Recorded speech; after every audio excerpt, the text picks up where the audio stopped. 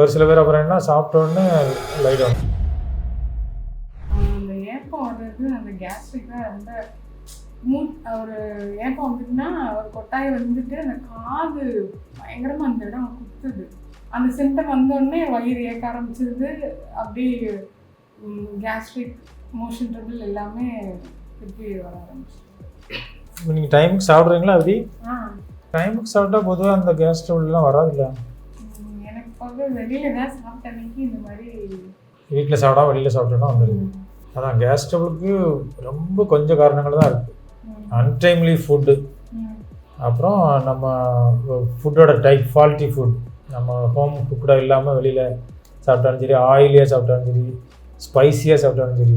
தென் sleeplessness, தூக்கம் குறைஞ்சாலும் அந்த பிரச்சனை வரும். ஒரு 6 hours 7 hours ஆகுது விழிக்காமல் தூங்கிட்டோம்னா அந்த இது வராது. அதுக்கப்புறம் மென்டல் டென்ஷன், அதுலேயும் அல்சர் வரும்.